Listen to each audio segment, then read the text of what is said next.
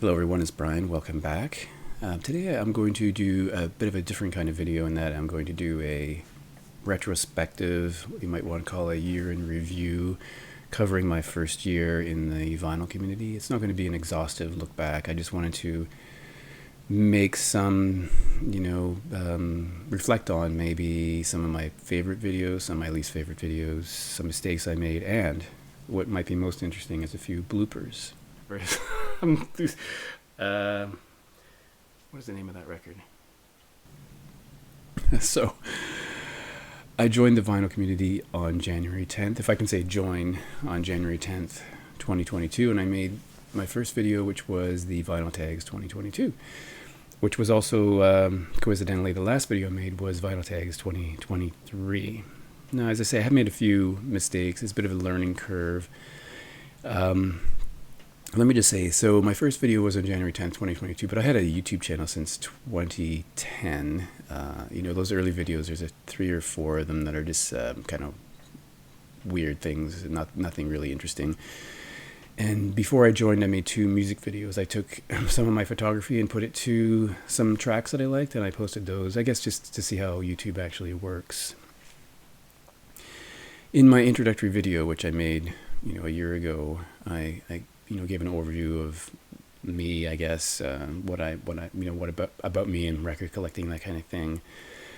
I didn't say very much about inspiration for joining, but I would say that I used to watch videos from a guy called Dr. Deadwax, who's also a Canadian. I watched all his videos. I think he started in 2011 or so and made videos up until 2015. And as I say, I watched all those, and I watched videos from some of the people who commented on his videos. That was my first real exposure to the vinyl community. And slowly I started watching other channels, like Mazzy's channel, like Vinyl Richie, and that kind of thing. Phone is ringing. Okay, you know what? I think I might do that again. I guess I should turn off my phone. So in the last year, I've made in total is 101 videos, but I'd say 94 of them are really VC videos. I'm not really what I would call a video editing expert. I do sometimes I edit things out through some sort of splice things together. I shoot on my laptop, my MacBook Pro, because I really don't think anyone wants to see me in 4K. I know there's some people who shoot in ultra high definition. That is not something I think I will do. So as I mentioned, the first video was Vinyl Tags, and then I entered a lot of contests, and the reason for that is it was an easy way to make a video without thinking too deeply about a topic or something. The questions were already there, the parameters were already there, and you just had to fill it in. So I did that, and I did some threads as well. Thank you, Ben Rankins, for anointing me the high priest of threads and competitions, which is amusing and kind of funny, but it's not even close. There are people who do far more contest entries than I do and far more threads, so a little misguided, but that's fine. I wanted to thank everyone who has left a comment or subscribed or liked a video. There are so many people, and I'd like to thank people who early on gave me a shout out or a mention. People like Stephen Carlson, JT from JT's Record Room, PC31, the Vinyl Policeman, Gary from Physical Format Rock and Roll. There's a channel called Play Vinyl in the Milky Night. The man's name is Mike, and that's a channel I've never mentioned before, but it's one of my favorite ones. He has a lot of similar musical tastes to me, and I really enjoy that channel. Other people who have mentioned me either because they've just decided to mention my channel or because I entered a contest. I mean, there's so many. Rod, Happy Hippity Vinyl Guy, 3 Dimensions of Music, that's Greg. Rob from Northern Revolutions, TCAT's Deep Vinyl Tracks, Mike MGK Boston, Greg at 3 Dimensions of Music. Let's see, Jack at Vinyl Martini. I didn't actually make a list of these, so I'm going to forget people, but those are just some of them that I remember off the top of my head. Now, I chose this particular. I could have chosen any Radiohead record, but Radiohead. Oh my God! Afterwork, and in his ranking video, he chose this album as his favorite Radiohead record. Radiohead. I don't have a video schedule. You know, some people have their, like, I know Stephen Carlson has his very early morning show on Sundays, and then I think he has a midweek. Other people have these specific schedules they stick to. I don't really do that. I just post whenever I have something that I wanted to talk about. No elaborate editing. I don't have a musical introduction with graphics or a closing thing like that. I don't do that. And I don't have a tagline like some people do. You know, Mazzy loves you, or I will see you down the road. We all know who that's from. May your records lay flat. May your stylus run true. See you in the next one. We'll talk soon. Peace. All those things. I don't have one of those. Maybe I should. Maybe you could give me some suggestions. Now, I forgot my notes, because I have notes that tell me. Let me just say something about, I guess, most popular videos. I think the most popular video I ever made was the one for Chris Prophy's 5 Perfect Albums, 5 Genres in 5 Minutes. That video I did had the most views, most likes, and most comments of any video I ever did. You know, it just reminded me that I did once originate a thread really early on in my channel, so I didn't have a lot of subscribers, and a few people entered that, or added to that thread, and I should have looked up who did it, but T-Cat's Deep Vinyl Tracks did it. I think Bad English Rex did it. There were a few more, and I'm sorry, I forget who they were. I didn't look it up. I have never made a video with a cat. I just thought about that now. It's true. And so I thought, well, should I do a number 2? But I guess you're out of luck, because I'm doing a number 2. I was thinking about comments, and I don't think that I've ever had a negative comment unless I've totally misread it. I was sort of expecting that to happen because I've heard of trolls and people leaving crazy comments, and I don't think that happened. Although I will say, on one of my favorite videos I made a April Fool's video, and I think one person took it seriously, which is kind of funny. My very first comment on my second video, because the first one didn't get comments until after I posted the second one, was from Norman Maslov, and my second commenter was Rob Walker, Let the Music Play.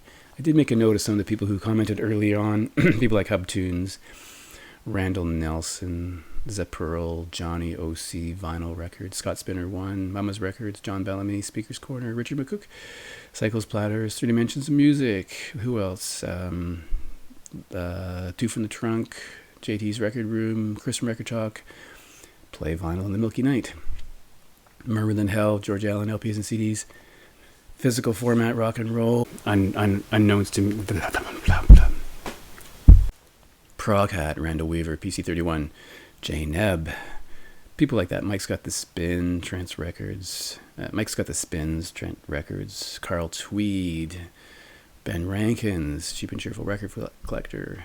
So people like that. So I am really appreciative of that. So YouTube gives you a number of statistics or metrics, which I find some of them a little curious. For example, if I look for the last year and I look at views, 58.2% of people who viewed my videos are subscribers. So the balance, that almost 42% are not subscribers, which is interesting. I never would have expected that. The next statistic is not surprising at all, but I don't know how YouTube actually knows this precisely.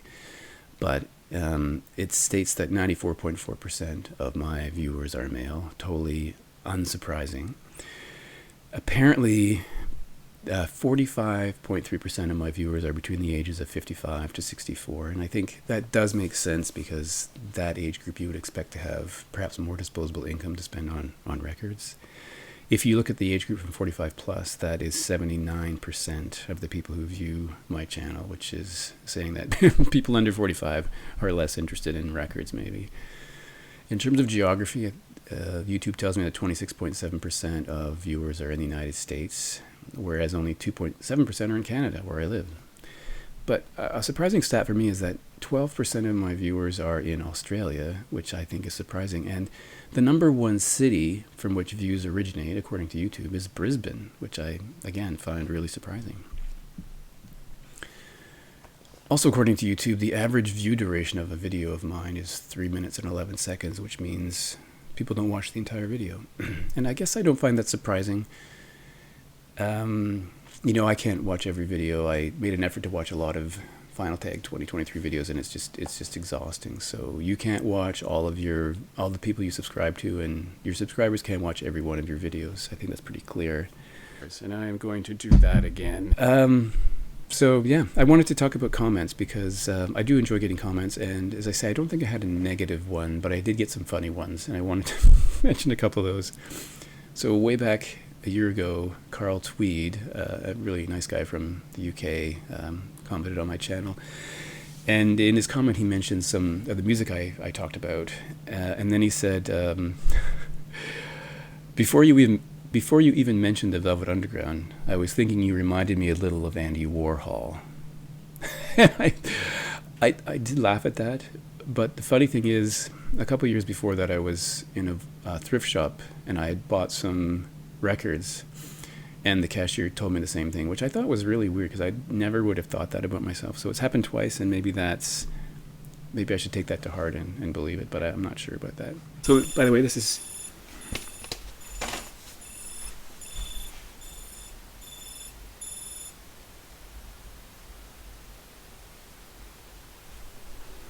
What the hell?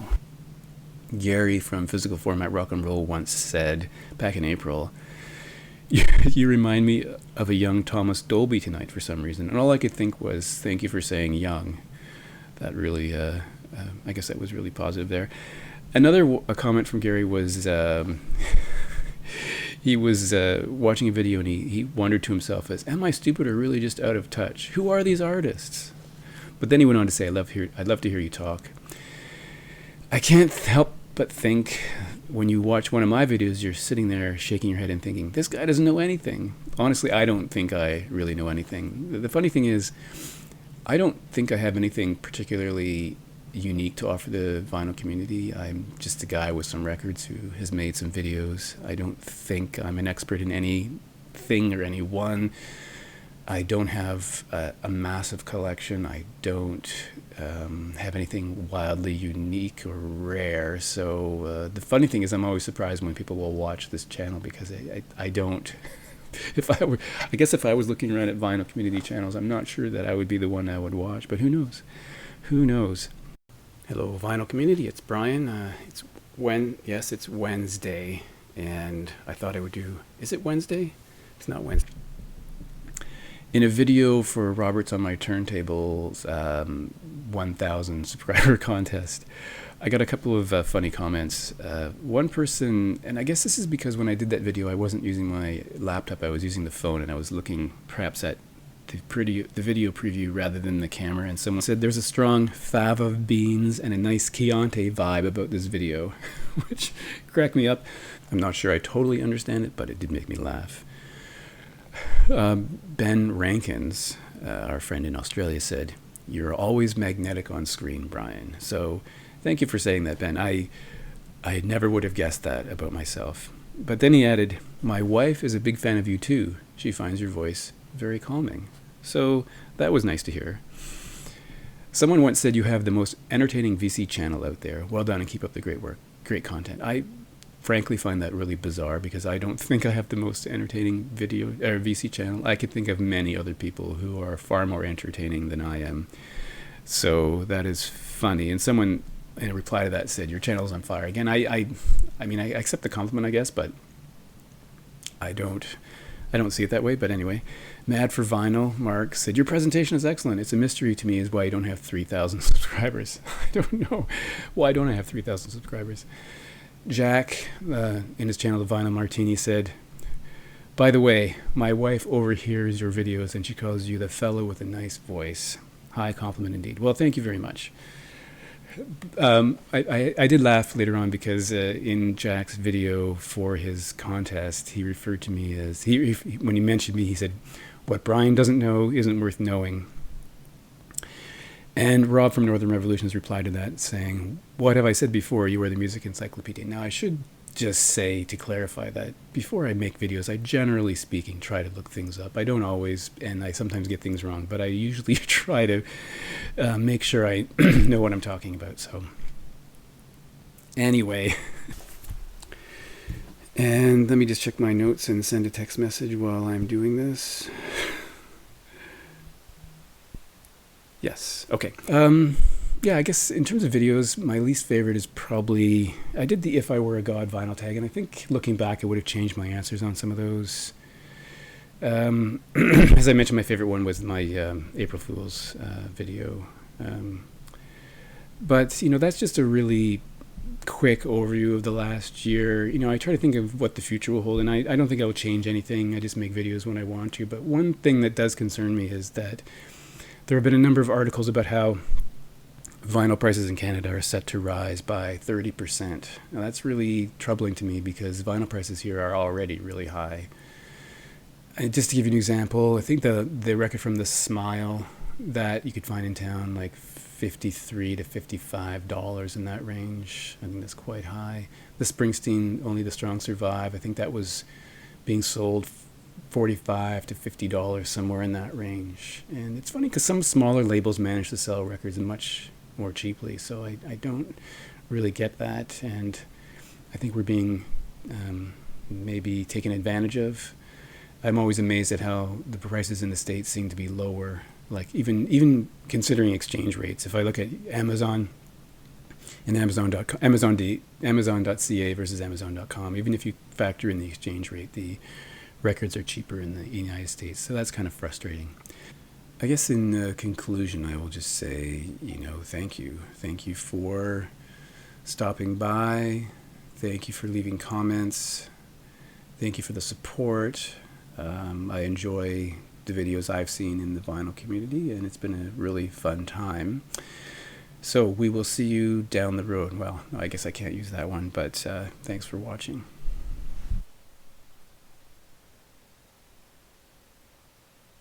And I guess that's it. Nothing else to say.